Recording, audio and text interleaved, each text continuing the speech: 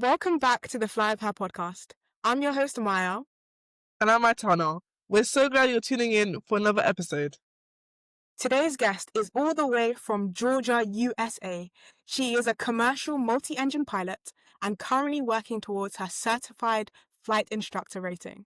Alongside her flying career, she's an author and Miss Georgia Peach USA, using her platform to inspire others to chase their calling. Welcome, Valarie. We are so excited to have you here with us today. Hey, thank you so much for having me. I'm very excited to be here and just talk more about my journey. I'm just so glad that y'all have me on here today. Thank you.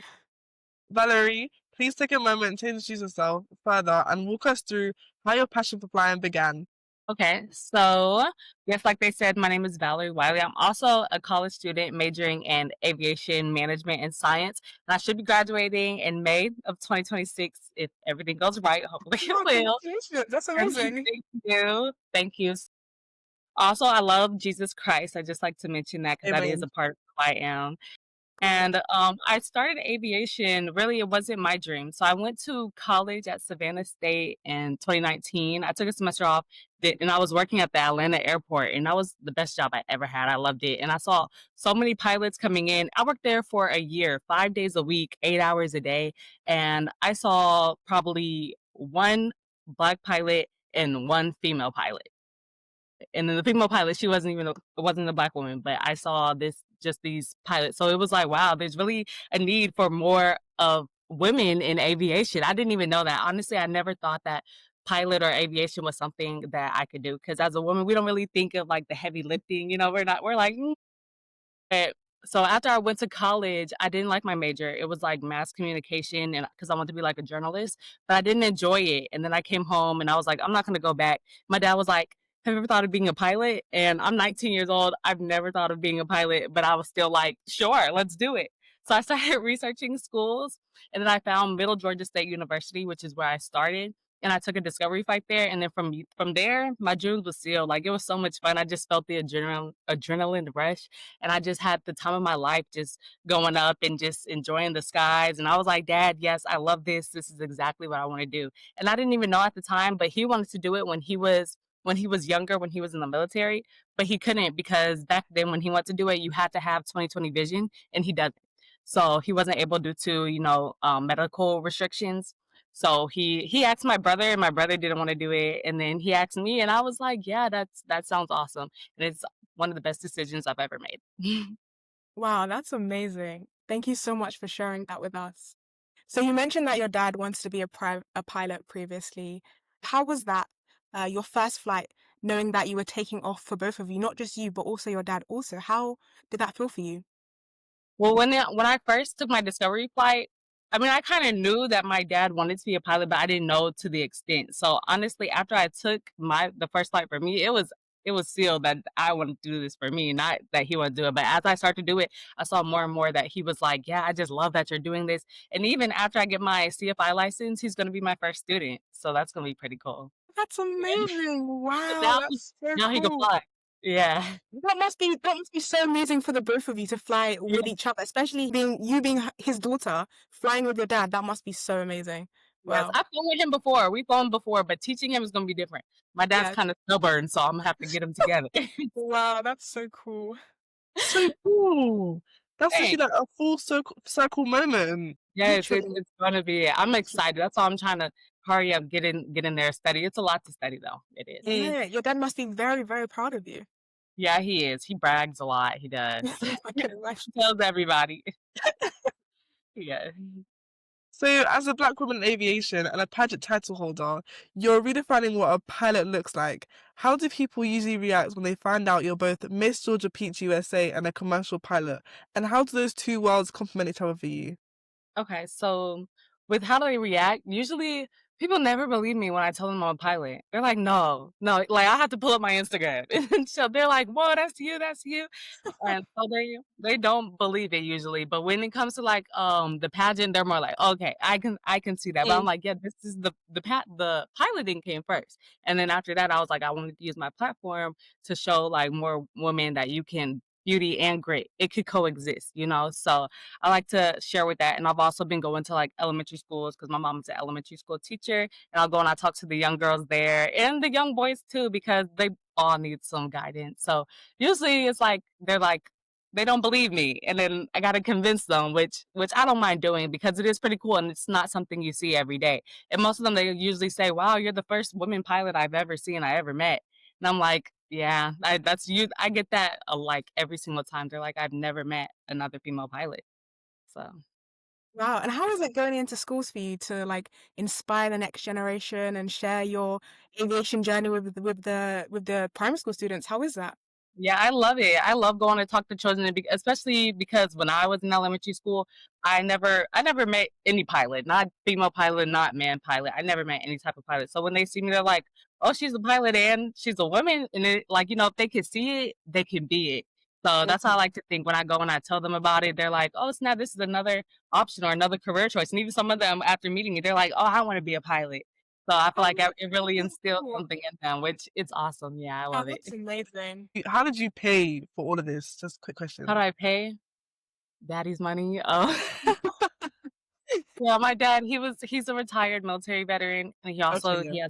he also works, and he's like manager at a warehouse. So he was able, by the grace of God, he was able to fund my and also scholarships. I do. I'm applying for another scholarship right now. I'm hoping that I get this one's about 1,200. So as I look for scholarships, and then I add that to my funds, and yeah, it is expensive. That is something. So of course, I don't anybody, if you have to get a loan, if this is your dream, I'm like, if you Yeah. gotta get a loan to fund your dream, it's very worth it and it's very rewarding. So if you take out that loan, as long as you keep going and make it to the point where you want to be, you get that job, you can pay it back.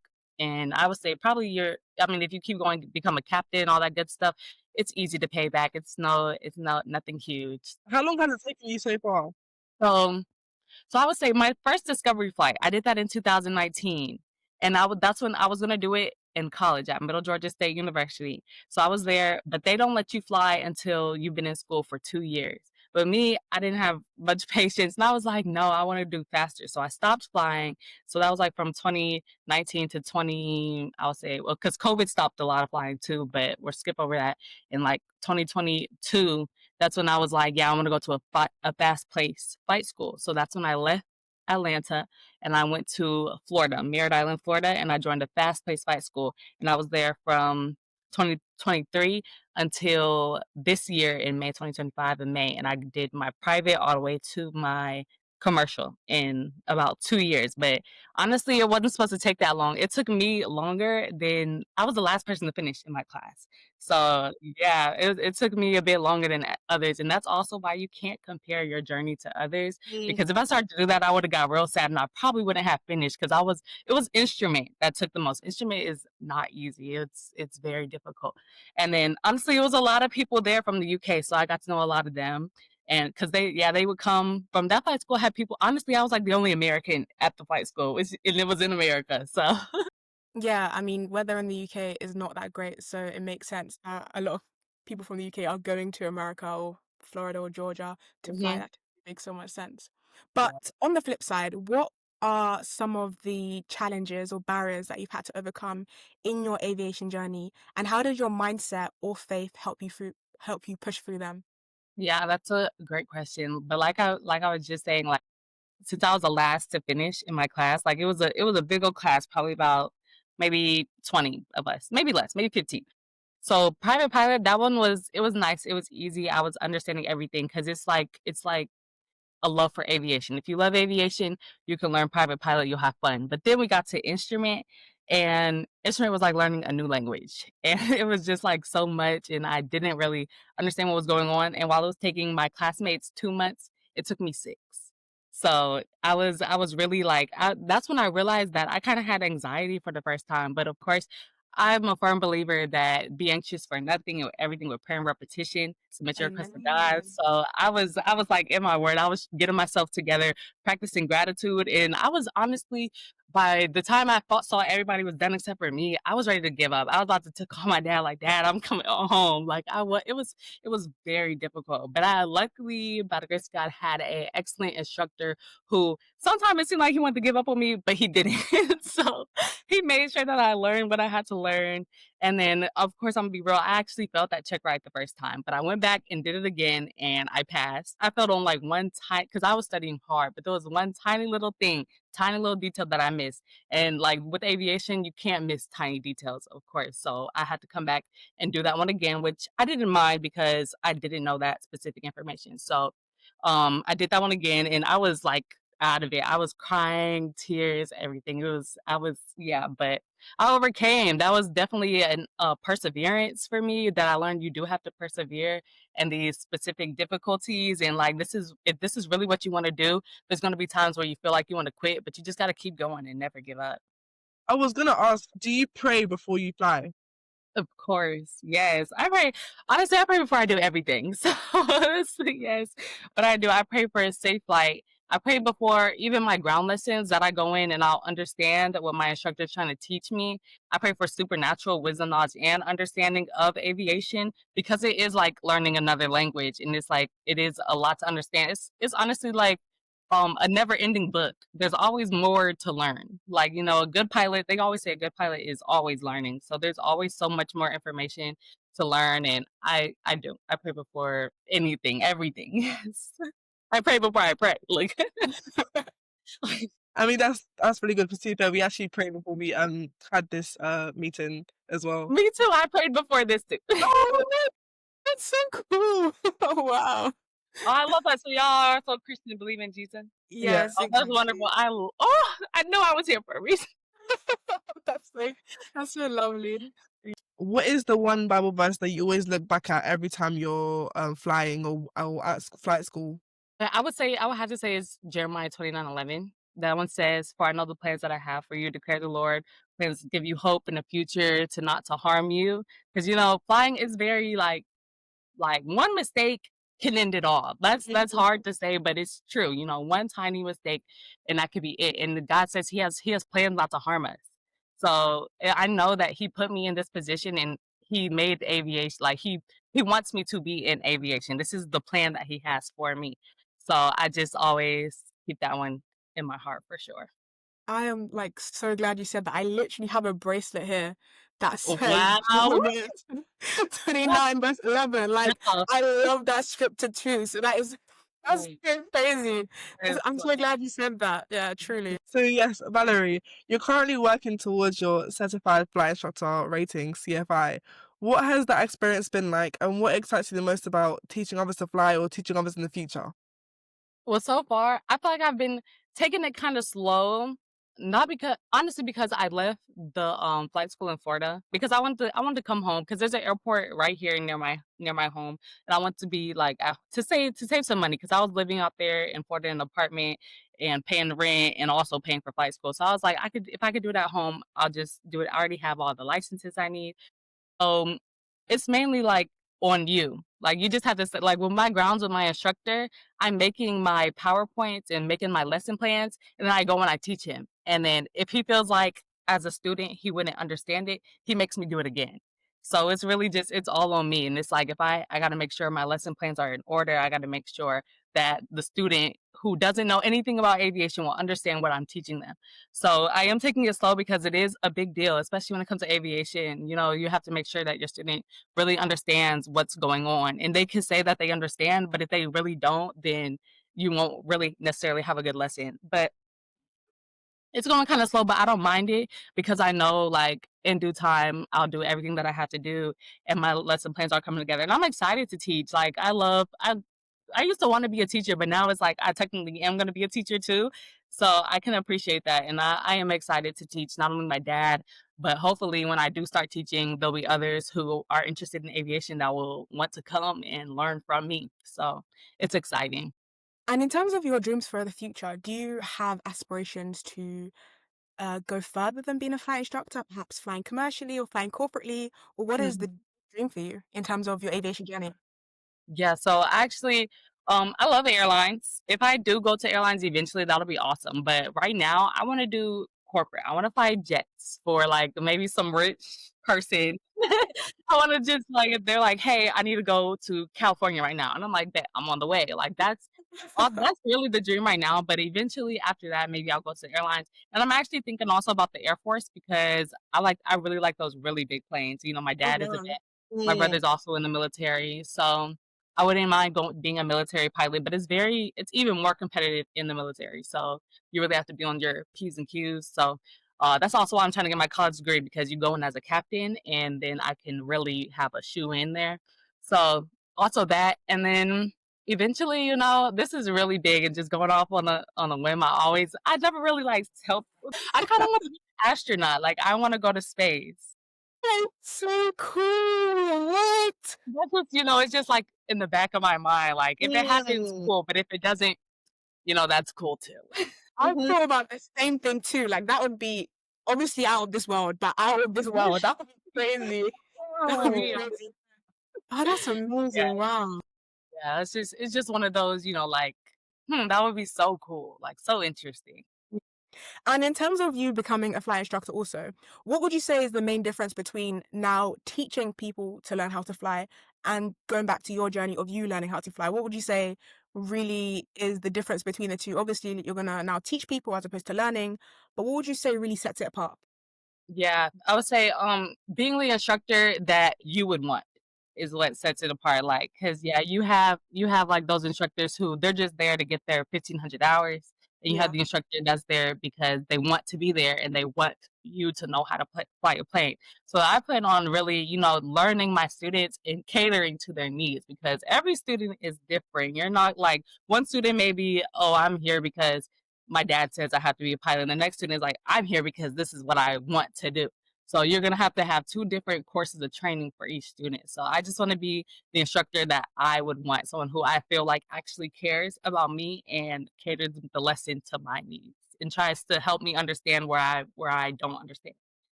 So, Valerie, we want to hear more about your author journey now. Now, we know that you recently published an ebook, so big congratulations on that. What Yeah. inspired you to write that ebook, and what do you hope readers take away from it?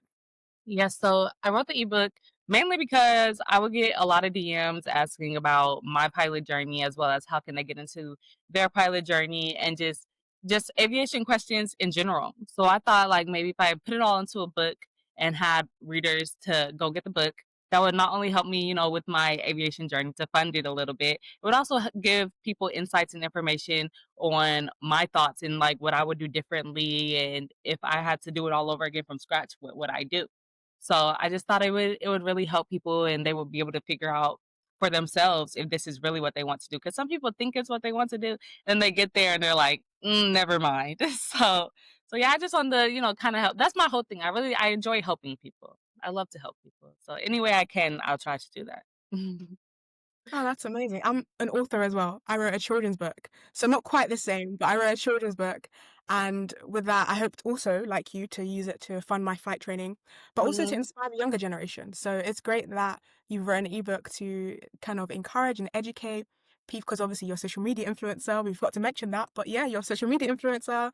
So just to encourage your followers and those who follow your journey on just everything to do with aviation. So that's really, really inspiring. What's it like being Miss Pageant? Yeah, being Miss Pageant in Georgia. Ah. Yeah, that was honestly, this was my first pageant in a long time. I did it when I was younger, when I was in like middle school, I did a pageant and I actually won those.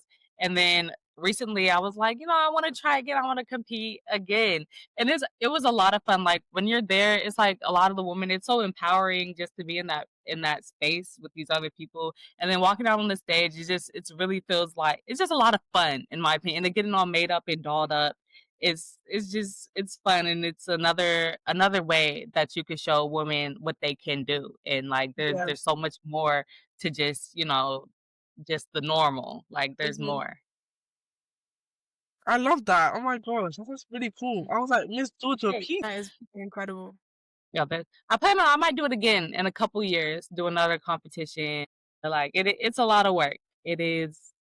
So I kind of have to like pause my training a little bit. But I was that was right after I finished my single engine add-on, and then I was going into CFI. So I had to pause for a couple of months just to get my pageant stuff together because it's a lot to do. You have to just make sure everything is in order, and then you got to travel, and then just be prepared for it's a competition. Can you walk us through your CFI journey, like how it works? You have to do your PPL first and then CPL, or like how does it work?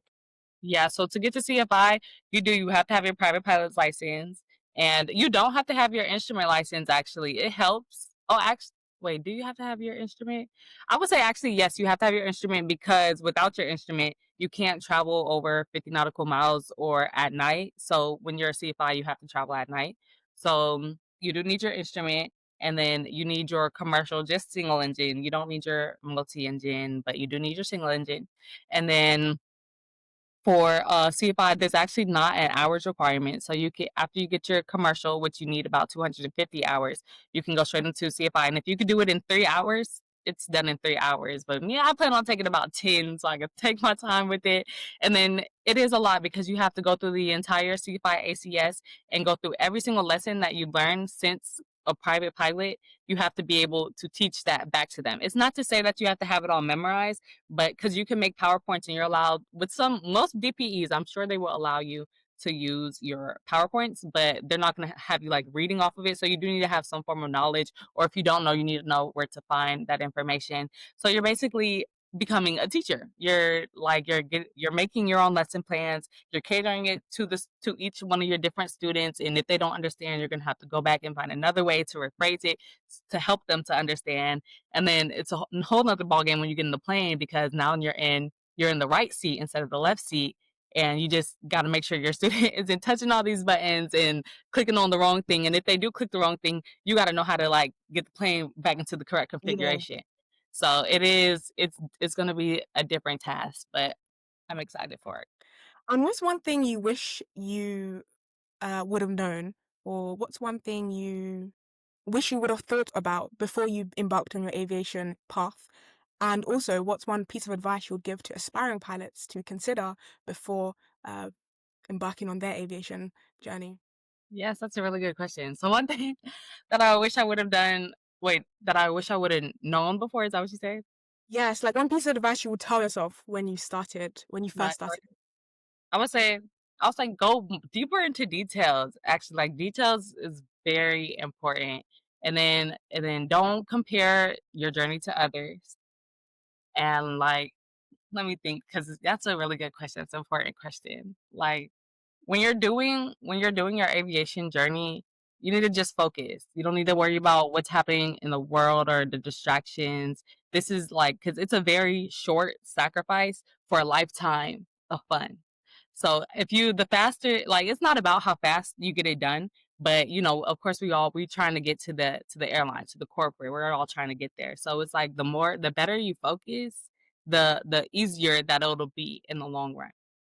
So, and then also what is it? Persistence. Is it persistent? No, consistency. Yes, can be consistent. Because if you say like if you fly like once, especially as a private pilot, if you're flying once a week, that's honestly not going to be enough for you to reach your goals. You're going to need at least. When I was doing PPL, I flew every single day. Every single day. It's like it was, except for Sundays, because I wouldn't fly on Sundays, but I flew every single day. And still I was like, there was certain things that I would struggle with. So I would have to focus more on these. And also you need to be consistent in your training because there'll be some days I would come and I would do a specific maneuver. I would do it perfectly. And the next day I would come and it would be sloppy and it wouldn't be in ACS standards. So you got to try to practice that consistency. And that has to do with a lot of focus. So yeah, so that, and also I would say this is something that it's also in the book that I wrote, but I usually tell people if I had to do it all again from scratch, I would go through college because not only do you get a degree, you can do less hours. Like I have to get 1,500 hours versus my friends who went through college, they only need 1,000. And then you come out with a degree and you come out with your CFII license. And that's all within about 4 years. If you have, of course, if you have the money and stuff for it, that's within 4 years. But if you have to spread it out a little more because money or whatever, it's still 4 to 6 years. So I would say do it through college versus how I did it through a fast pace, where I felt like that's why I missed certain details because it was going so fast. I didn't have time to really lock in and understand each and every detail. So I would prefer to do it again in college. And for those listening, where do we find your book so we can read it? It's linked in my Instagram bio. That's actually the only place I have it right now. Okay, cool. Thank you. Linked in my Instagram bio. Great. Thank you so much, Valarie, for sharing your story with us. It's been a pleasure having you Course. on today's episode. Seriously. Thank you guys for having me. It was so much fun chatting with y'all. Like, I love y'all already. Y'all are awesome. And I want to Um, ask you, how old are y'all? So I'm 18. and Okay. I'm 19. Oh my gosh, that's awesome. Y'all go ahead and get started. Yes, I'm excited for y'all. Y'all got this. It's gonna be great. Thank you. So yeah, thank you so much for your advice, your insight, and everything that you said. So that is it for today. Make sure to like, share, and subscribe, and follow us on Instagram and TikTok at the Fly With Her podcast. Don't forget to tune in, take off, and fly with her. See you on the next episode. Bye. Bye.